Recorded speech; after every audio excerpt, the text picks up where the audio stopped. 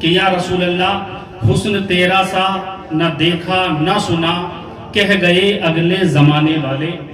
حضرات ہمارے نبی کا حسن تو ایسا تھا کہ دیکھ لیتی نبی کو زلیخا، دیکھ لیتی نبی کو زلیخا تو حسن یوسف پہ ہرگز نہ مرتی، دیکھ لیتی نبی کو زلیخا تو حسن یوسف پہ ہرگز نہ مرتی، کیونکہ حسن پایا ہے آقا نے ایسا حسن یوسف نے پایا نہیں ہے۔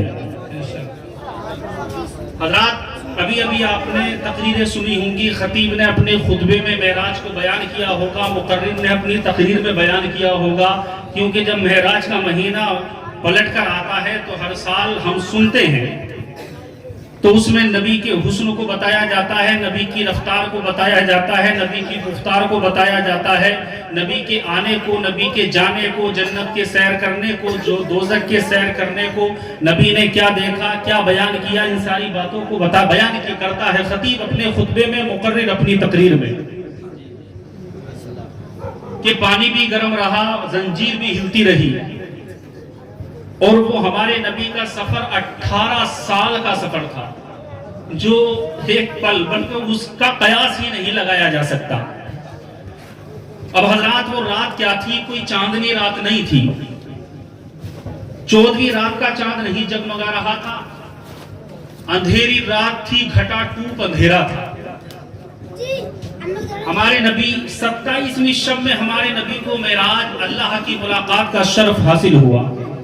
یہ عظمت والدین کانفرنس ہے، بات آئی تو میں آپ کے گوشہ گزار کر رہا ہوں، اور انشاءاللہ اسی کے تعلق سے چند باتیں بتانے کی کوشش کروں گا۔ حضرات معراج کی رات میں نبی کا حسن کیا ہے وہ تھوڑی سی جھلک میں آپ کو بتانا چاہوں گا، کہ جو اعلیٰ حضرت نے کہا ہے کہ حسن تیرا سا نہ دیکھا نہ سنا، تو حضرات کوئی ایسا حسین ہو کیسے سکتا ہے جب کسی ماں نے پیدا ہی نہیں کیا۔ 27ویں شب تھی، اللہ رب العزت نے حکم دیا ہے جبریل بارگاہ رب العزت میں حاضر ہوتے ہیں میرے مولا، حضرت میکائیل کو طلب کیا، حاضر ہوتے ہیں میرے مولا، اللہ کی جانب سے حکم ہوتا ہے جبریل جاؤ زمین کے فرش پر اتر جاؤ، اپنے ساتھ میں فرشتوں کی بارات لے جاؤ، اور سارے فرشتوں کے ہاتھ میں سارے فرشتوں کو اپنے ساتھ میں جب لے کر جانا تو جنت کو سجوا لو، جنت کو سوار دیا جائے، جنت کو سجا دیا جائے۔ حضرت جبریل عرض کرتے ہیں یا الہی ہم اپنے ہاتھ میں، حضرت جبریل کو جیسے ہی کہا گیا، حضرت جبریل نے فرشتوں کے ہاتھ میں قندیلیں دینا چاہا، رب کی جانب سے حکم ہوا اے جبریل کیا کر رہے ہو، میکائیل کیا کر رہے ہو؟ عرض کرتے ہیں بار الہ آج زمین کے فرش پر تیرے محبوب کو لینے کے لیے جانا ہے، تیرے محبوب کی بارات عرش سے زمین کے فرش پر لے کے جانا ہے، تو ہم اس شان سے جائیں گے تاکہ زمین پر کسی طرف نور نظر نہیں آتا، اجالا نظر نہیں آتا، اندھیرا ہی اندھیرا ہے، گھٹا ٹوپ اندھیرا ہے، جدھر دیکھو ادھر اندھیرا ہے۔ تو جب ہم تیرے نبی کی بارات آسمانوں سے زمین کے فرش پر لے کر چلیں تو اس شان سے چلیں کہ ان کے ہاتھوں میں جنتی مشعلیں ہوں، جنتی مشعلیں ہوں، تو جب ہم زمین کے فرش پر جائیں تو زمین سے آسمان تک اجالا ہی اجالا ہو جائے، زمین سے آسمان تک نور ہی نور ہو جائے، زمین سے آسمان تک روشنی ہی روشنی ہو جائے۔ حضرت جبریل نے جب یہ عرض کیا، اللہ نے حکم دیا اے جبریل کسی مشعل کو جلانے کی ضرورت نہیں، کسی قندیل کو روشن کرنے کی ضرورت نہیں، اے جبریل جاؤ فرشتوں کی بارات لے کر ایسے ہی زمین کے فرش پر اتر جاؤ، اور جب ایسے ہی زمین کے فرش پر اترنا، میرے محبوب کی بارگاہ میں پہنچنا، ادب رب نے بتایا تھا کہ جا کر اس ادب کو طے کرنا کہ میرے محبوب کے طلبوں سے اپنے ہونٹوں کو لگا دینا، اور جب وہ بیدار ہو جائیں تو میرے محبوب کو تیار کر لینا، اور جب میرے محبوب کو دولہا بنا لو، جب ان کا بناؤ سنگار کر لو، تو زمین سے آسمان تک تو اندھیرا ہی اندھیرا چھایا ہوا ہے۔ اے جبریل جب تم میرے محبوب کو تیار کر لینا، جب میرے محبوب کو جب تو دولہا بنا لے گا، تو میں نے اپنے محبوب کے چہرے پر اپنی صفت غیرت کے 70,000 نقاب ڈال رکھے ہیں، جب ان کو تیار کر لینا تو ان کے چہرے سے ایک نقاب کو الٹ دینا، زمین سے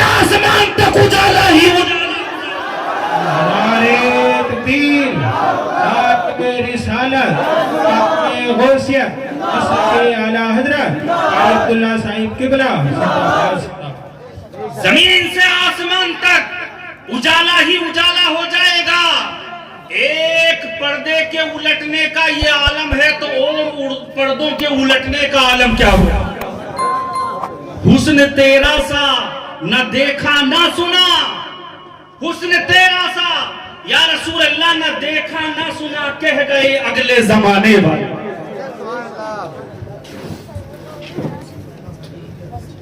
حضرات 1 کلومیٹر کی دوری پر آپ بیٹھے ہیں, پیچھے والے ہمارے بھائی اگر آگے آ جائیں گے تو میں آپ کا مہمان ہوں, اور اگر مہمان کی بات مان لیں گے تو میں بھی سمجھوں گا کہ آپ نے ہمارا خیال اور لحاظ اور پاس رکھا. میرے دوستو, چند باتیں آپ سے محبت کی کرنی ہے. میں اس لیے نہیں آیا کہ آپ کی داد و تحسین سبحان اللہ اور واہ واہی کے نذرانے کو لے کر چلا جاؤں. جب میں یہاں اتنی دور سے آیا ہوں تو میں چاہتا ہوں کہ چند باتیں ایسی آپ کو سنا جاؤں کہ آپ کے دل میں گھر کر جائے, ورنہ ہم بھی 2-4 باتیں ادھر کی سوتیں گے, 2-4 ادھر کی, اور آپ واہ واہی کرو گے اور ہماری تقریر ختم ہو جائے گی. میں بڑی سنجیدگی کے ساتھ آپ کو چند باتیں بتانا چاہتا ہوں. آپ سنیں گے؟ تیار ہیں؟ جی لگا کر ایک مرتبہ بولیں یا رسول اللہ. اس لیے کہ یا رسول اللہ کے نعرے سے ہم کو پیار ہے, جس نے یہ نعرہ لگایا اس کا بیڑا پار ہے. حضرات, جو آیت کریمہ میں نے آپ کے سامنے تلاوت کی ہے 30واں سپارہ ہے, سورۃ الولد ہے, اور اس کی 30ویں آیت ہے. اللہ رب العزت قرآن مجید فرقان حمید میں ارشاد فرماتا ہے وَوَالِدٍ وَمَا وَلَدْ, قسم ہے باپ کی, قسم ہے بیٹے کی. یہ عظمت والدین کانفرنس ہے. انشاءاللہ چند باتیں اسی کے تعلق سے آپ کو بتاؤں گا. اور بچوں, تم محبت سے بیٹھو, کوئی بات نہیں, بچوں کو بولنے دو. انشاءاللہ بچوں تمہیں بھی تمہارے لیے تھوڑی سی تقریر ضرور سناؤں گا. بہت اچھا جذبہ ہے بچوں کا بھی. اللہ سلامت رکھے اور ان کو دین کا علمبردار بنائے. وَوَالِدٍ وَمَا وَلَدْ, ترجمہ سنیں. اللہ رب العزت قرآن مجید فرقان حمید میں ارشاد فرماتا ہے قسم ہے باپ کی, قسم ہے بیٹے کی. مفسرین کرام نے اس کی تفسیر میں لکھا ہے کہ باپ سے مراد حضرت آدم علیہ نبینا علیہ السلام ہیں, اور ولد سے مراد حضرت آدم کی ساری اولاد ہے. بولو یار سبحان اللہ. بھائی ہم تم بھی تو حضرت آدم کی اولاد ہیں, اور حضرت آدم ہم سب کے باپ ہیں. اب ذرا سوچو, میں نے کہا, آپ نے سنا اور سن کر دل خوش ہوا, اور آپ نے کہا سبحان اللہ. اس پر غور کرو کہ یہ کوئی تھوڑی بڑی بات ہے کہ اللہ فرما رہا ہے کہ قسم ہے باپ کی, قسم ہے بیٹے کی. میرے دوست, یہ بہت عظیم رشتہ ہے باپ اور بیٹے کا. بے شک بے شک. اللہ قسم یاد فرما رہا ہے قرآن میں, قسم ہے باپ کی, قسم ہے بیٹے کی. کتنا پسند ہوگا اللہ کو باپ اور بیٹے کا رشتہ. اللہ نے پسند کیا تبھی تو قرآن میں یاد کیا. اور اللہ کی پسند پر محبوب خدا نے پسند کیا, کیونکہ نبی کی ہر حرکت میں خدا کی برکت ہوتی ہے. نبی کوئی ایسا کام نہیں کرتا کہ جس میں خدا کی مرضی شامل نہ ہو. اللہ نے پسند کیا باپ کے رشتے کو, بیٹے کے رشتے کو, اتنا پیار پسند کیا, اتنا پسند کیا کہ اللہ نے قرآن میں اس کی قسم اٹھائی, اور اللہ نے کہا قسم ہے باپ کی, قسم ہے بیٹے کی. تو محبوب خدا نے بھی پسند کیا. محبوب خدا نے کیا کہا؟ نبی فرماتے میرے امتی تیرے ساتھ میرا ایسا رشتہ ہے کہ جیسا باپ کا بیٹے کے ساتھ ہوتا ہے. نبی کا ہمارے ساتھ ایسا رشتہ ہے کہ جیسا باپ کا بیٹے کے ساتھ ہوتا ہے, یعنی نبی باپ کی حیثیت رکھتے ہیں. بے شک سبحان اللہ نبی کیا ہیں؟ سکھانے والے ہیں. تو استاد بھی باپ ہوتا ہے اور باپ ہی استاد ہوتا ہے. غور کرنا. جی استاد ہی باپ ہوتا ہے اور باپ ہی استاد ہوتا ہے. اب نبی کے لیے تو قرآن نے اعلان کر دیا کہ تم مردوں میں، اللہ نے فرمایا کہ تم مردوں میں میرا محبوب کسی کا باپ نہیں.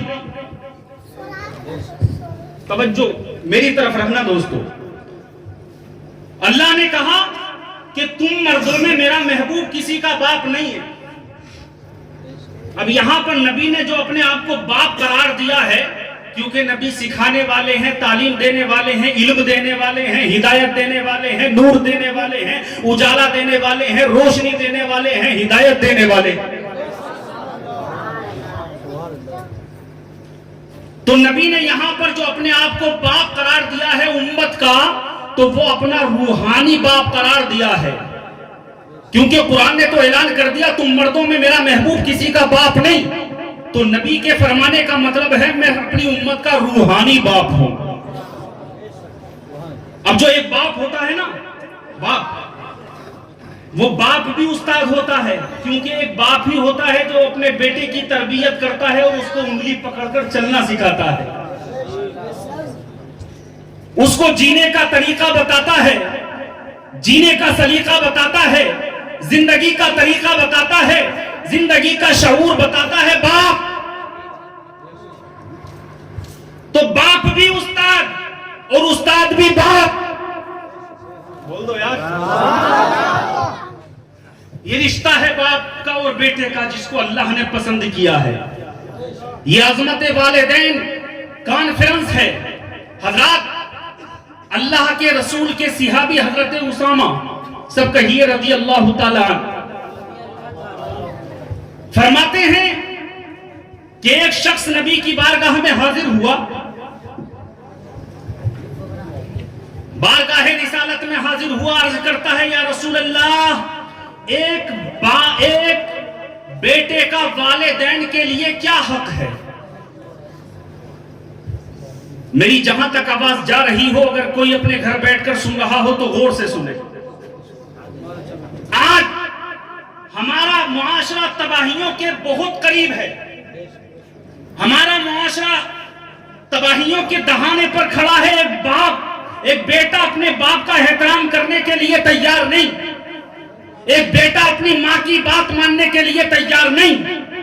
ایک بوڑھا باپ جب ہوتا ہے نا، اور جوان بیٹا ہوتا ہے، تو بیٹا کہتا ہے کہ یہ تو ہمارا باپ سٹیا گیا ہے، اس کی تو عقل خراب ہو گئی ہے. بات ماننے کے لیے تیار نہیں. حضرت امامہ کہتے ہیں بارگاہ رسالت میں حاضری، عرض کرتا ہے یا رسول اللہ، میرا کیا حق ہے اپنے ماں باپ کے تعلق سے؟ میرے نبی نے اعلان فرمایا، یہ میرے صحابی، ایک پوچھنے والے سن، تیرے ماں باپ تیرے لیے جنت بھی ہے، تیرے لیے جہنم بھی. جنت بھی ہے اور نبی نے فرمایا اگر تو والدین کی خدمت کرے گا، ماں باپ کی خدمت کرے گا، ان کے حکم کو مانے گا، ان کا ادب کرے گا، ان کا احترام کرے گا، ان کی عظمت کے ڈنکے بجائے گا، ان کے سامنے زبان بلند نہیں کرے گا، تو تو جنت کا حقدار بن جائے گا. اور اگر ان کا کہا نہیں مانے گا تو جہنم تیری قسمت کا ایندھن، جہنم جانا تیری قسمت کا مقدر بن جائے گا. تیرے والدین تیرے لیے جنت بھی ہے، جہنم بھی ہے. حضرات شاعر کے شعر میں آپ نے سنا ہوگا، مقرر کی تقریر میں سنا ہوگا، خطیب کے خطبے میں سنا ہوگا، ماں کے تعلق سے آپ نے کہ ماں کے قدم کے نیچے جنت ہے. ماں کے قدم کے نیچے جنت ہے. مقرر کہتا ہے، خطیب اپنے خطبے میں کہتا ہے ماں کے قدم کے نیچے جنت ہے. ہم بھی کہتے ہیں، ہم اس بات کے قائل ہیں، نبی کا فرمان ہے. میرے نبی نے فرمایا ہے جنت ماں کے قدموں میں ہے. ہم بھی کہتے ہیں ماں ایک عظیم نعمت پروردگار ہے. مولانا دانش توجہ.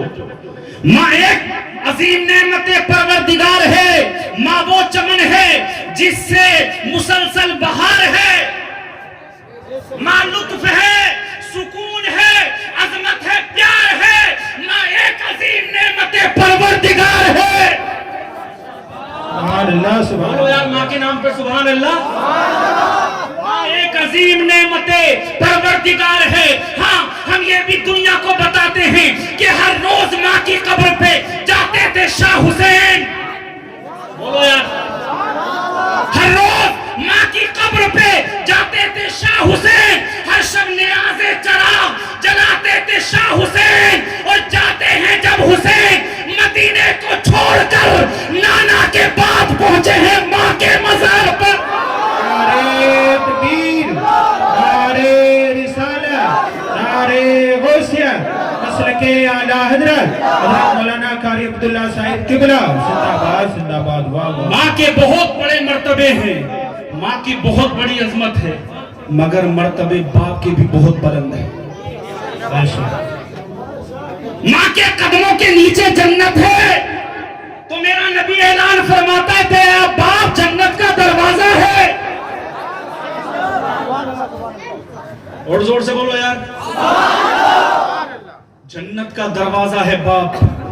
حضرات, ایک باپ اپنے بیٹے کے لیے محنت کرتا ہے, اپنی اولاد کے لیے مشقت کرتا ہے, اپنی اولاد کے لیے درد و کرب کو گوارا کرتا ہے, دن رات محنت کرتا ہے, دن رات مشقت کرتا ہے. حضرات, ایک باپ ہے مزدوری کر کے اپنی اولاد کو پالتا ہے. ایک باپ ہے رکشہ چلا کر اپنی اولاد کو پالتا ہے. ایک باپ ہے اپنی کمر پر بوری رات کر اپنی بچوں کی پرورش کرتا ہے. ایک باپ ہے اگر تاجر ہے تو تجارت کر کے اپنے بچوں کی پرورش کرتا ہے. اگر کسان ہے تو کھیتی کر کے اپنے بچوں کی پرورش کرتا ہے. اگر حضرات مزدور ہے تو مزدوری کر کے اپنے بچوں کی پرورش کرتا ہے. ایک ماں کے قدموں کے نیچے کی بشارت سن کر باپ کو دھکارنے والے سن, تو نے یہ تو سن لیا کہ ماں کے قدم کے نیچے جنت ہے, مگر حضرات باپ بھی جنت میں جانے کا ذریعہ ہے. سبحان اللہ سبحان اللہ. باپ اپنی اولاد کے لیے بڑی محنت کرتا ہے, باپ اپنی اولاد کے لیے بڑی مشقت کرتا ہے, باپ اپنی اولاد کے لیے دن کو دن نہیں سمجھتا, رات کو رات نہیں جانتا, اپنی اولاد کے لیے محنت کرتا رہتا ہے, اولاد کے لیے اس کی پرورش کے لیے مشقت کرتا رہتا ہے, دن رات محنت میں گزرتی ہے باپ کی. عزیزان ملت اسلامیہ, اپنی اولاد کو پروان چڑھاتا ہے ان کی زندگی سنوارنے کے لیے, ان کو شعور دینے کے لیے. اب حضرات باپ کے تعلق سے میرے نبی اعلان فرماتے ہیں کہ تیرا باپ جنت کا دروازہ ہے. ماں کے نیچے کے قدموں کے نیچے کی بشارت کو آپ نے سنا, مگر حضرات ایک تاریخ کا وہ الفاظ میں آپ کو بتا کر جاؤں گا کہ آج سے پہلے آپ نے کبھی نہ سنا ہوگا. اے میرے دوستو, جس ماں کے بشارت تم نے نبی کی زبانی سنی ہے کہ ماں کے قدم کے نیچے جنت ہے, تو آج میں ڈنکے کی چوٹ پر کہتا ہوں کہ اس مخلوق کے اندر اگر کسی مخلوق کو سجدہ کرنے کا حکم ہوتا تو ایک بیوی کو حکم ہوتا اپنے شوہر کو سجدہ کرے. سبحان اللہ سبحان اللہ. بے شک ایک باپ کو دھتکارنے والے, ایک باپ کے سامنے آواز کو بلند کرنے والے, ایک باپ کے سامنے ایک باپ کھڑا ہے اور تو آرام سے بیٹھنے والے, باپ چل رہا ہے, باپ کے سامنے اپنے قدم کو آگے نکالنے والے, سن قسم خدا کی, جس ماں کی شان پر تو اتراتا ہے, جس ماں کے بارے میں تجھے معلوم ہے کہ ماں کے قدم کے نیچے جنت ہے, اگر تیری ماں کو سجدہ کرنے کا حکم ہوتا تو یہ حکم ہوتا کہ وہ تیرے باپ کو سجدہ کرے. سبحان اللہ. نعرہ تکبیر, نعرہ تکبیر, نعرہ رسالت, نعرہ رسالت, مسلک اعلیٰ حضرت, مسلک اعلیٰ حضرت, علماء اہل سنت, نعرہ تکبیر, نعرہ رسالت. یہ آج ہمارے معاشرے میں بہت بڑی کمی ہے کہ ہم اپنے والدین کا احترام نہیں کر پا رہے ہیں. میرے دوستو, اللہ کے رسول نے فرمایا ہے کہ باپ کے سامنے اپنی آواز کو بلند نہ کرنا. اور باپ اگر چل رہا ہے تو بھی ساتھ چل رہا ہے نا تو اس سے آگے اپنے قدم کو مت کرنا، اور باپ اگر کھڑا ہے نا تو بھی کھڑے رہنا، بیٹھنا مت باپ سے پہلے۔ باپ کے سامنے اوف مت کرنا، تف مت کرنا۔ حضرات اس نعمت کو، اس عظمت کو تم تب سمجھو گے کہ جس نے اپنا باپ کھویا ہوگا وہ جانتا ہوگا، یا پھر تو تب جانے گا جب اپنے باپ کی لاش کو قبرستان لے کر جائے گا، قبر کے گڑھے میں اتار کر آئے گا۔ جیسا کہ آپ کے خطیب و امام ابھی انہوں نے ایک شوشہ چھوڑا تھا کہ جب موت آتی ہے نا، موت تو جسم ٹوٹ جاتا ہے، ملک الموت توڑ دیتے ہیں، حضرت فرما رہے تھے۔ قرآن کہتا ہے وَالْتَفَّتِ السَّاقُ بِالسَّاقِ كَلَّا إِذَا رَبِّكَ يَوْمَئِذٍ الْمَسَاقُ إِلَى رَبِّكَ يَوْمَئِذٍ الْمَسَاقُ وَالْتَفَّتِ السَّاقُ بِالسَّاقِ إِلَى رَبِّكَ يَوْمَئِذٍ الْمَسَاقُ۔ قرآن سن کے بول دو یار سبحان اللہ۔ یعنی قرآن کہتا ہے کہ جب موت آتی ہے تو پسلی سے مل جاتی ہے، وَالْتَفَّتِ السَّاقُ بِالسَّاقِ، پسلی سے پسلی مل جاتی ہے۔ اب حضرات یہ موت کا منظر ہے جو قرآن نے بیان کیا ہے، جانتے ہو قرآن کیا کہتا ہے؟ کَلَّا إِذَا بَلَغَتِ التَّرَاقِيَ وَقِيلَ مَنْ رَاقٍ وَظَنَّ أَنَّهُ الْفِرَاقُ وَالْتَفَّتِ السَّاقُ بِالسَّاقِ إِلَى رَبِّكَ يَوْمَئِذٍ الْمَسَاقُ۔ یہ بھی جان جاتا ہے کہ اب مجھے اپنے گھر والوں کو چھوڑنا ہے، اپنی اولاد کو چھوڑنا ہے، دنیا کو چھوڑنا ہے، اب اسے اللہ کے حضور جانا ہے، اور پسلی سے پسلی مل جائے گی۔ یہ قرآن نے نقشہ پیش کیا ہے۔ اب ایک بشارت میں آپ کو دینا چاہوں گا، سنیں گے؟ سنیں گے؟ تیار ہیں؟ بہت اچھی بشارت ہے۔ قرآن نے نقشہ پیش کیا کہ پسلی سے پسلی مل جائے گی۔ اللہ کے نبی سے ہم پوچھے یا رسول اللہ موت کیسی؟ تو نبی فرماتے ہیں میرے امتی کی ایک مومن کی روح ایسے نکلے گی جیسے آٹے میں سے بال کو کھینچ لیا جائے، جیسے مکھن سے بال نکال لیا جائے۔ بے شک سبحان اللہ۔ نبی فرماتے ہیں کہ میرے امتی کی روح ایسے نکلے گی کہ فرشتہ، ایک منظر یہ بھی پیش کیا ہے کہ فرشتہ پھول لا کر دے گا گلاب کا، اور فرشتہ کہے گا یہ گلاب کا پھول ہے، تو جس کو موت آ رہی ہوتی ہے وہ لپک کر لیتا ہے، کہتا ہے اس میں تو میرے نبی کی پسینے کی خوشبو بسی ہے۔ بے شک سبحان اللہ سبحان اللہ۔ اس کو سونگتا ہے اور اس کی روح پرواز کر جاتی ہے۔ قرآن نے منظر پیش کیا پسلی سے پسلی مل جائے گی۔ نبی فرماتے ہیں کہ آٹے سے بال جیسے کھینچا جاتا ہے تو تکلیف ہوگی نہیں، قرآن نے نقشہ پیش کیا پسلی سے پسلی مل جائے گی۔ اب ہم کس کو مانیں؟ قرآن بھی سچ، نبی کا فرمان بھی سچ۔ توجہ، قرآن بھی سچ، نبی کا فرمان بھی سچ۔ میں نے عالم تصور میں عرض کی یا رسول اللہ قرآن نے تو نقشہ بیان کیا ہے کہ پسلی سے پسلی مل جائے گی، آپ فرماتے ہیں آٹے سے بال نکالا، ویسے میرے امتی کی روح کو نکالا جائے گا پتہ ہی نہ چلے گا، روح کب نکل گئی پتہ ہی نہ چلے گا۔ تو حضرات میرے نبی نے مجھے جواب دیا کہ اگر تجھے اس سوال کا جواب چاہیے تو سورہ یوسف پڑھ۔ میں مسجد میں گیا، جا کر قرآن کو میں نے کھولا، سورہ یوسف کو پڑھنا شروع کیا، توجہ کے ساتھ پڑھا، خشوع کے ساتھ پڑھا، خضوع کے ساتھ پڑھا، مگر میں اس گہرائی تک اتر ہی نہیں پایا، میں اس کڑی کو دیکھ ہی نہیں پایا، میں اس منظر کو پہچان ہی نہیں پایا۔ میں نے عرض کی یا رسول اللہ یہ تو میں پہچان ہی نہیں پا رہا ہوں۔ حضرات آواز آئی کہ کسی اس علم والے کے پاس جا۔ میں عالم تصور میں بریلی کی دھرتی پر پہنچا اور میں نے اپنی عقیدتوں کی سوغات کو پیش کرتے ہوئے بارگاہ اعلی حضرت میں عرض کیا، اے اعلی حضرت بتائیں، نبی نے فرمایا ہے کہ روح ایسے نکلے گی کہ جیسے آٹے سے بال نکالا جاتا ہے، اور قرآن کہتا ہے روح ایسے نکلے گی کہ پسلی سے پسلی چور ہو جائے گی، چکنا چور ہو جائے گی۔ تو اعلی حضرت نے کہا کہ تو نے پڑھا مگر تجھے پتہ ہی نہ چلا، تو اپنی آنکھ سے نہ دیکھ بلکہ کہ عشق والی امام احمد رضا کی نظر سے دیکھ. تکبیر.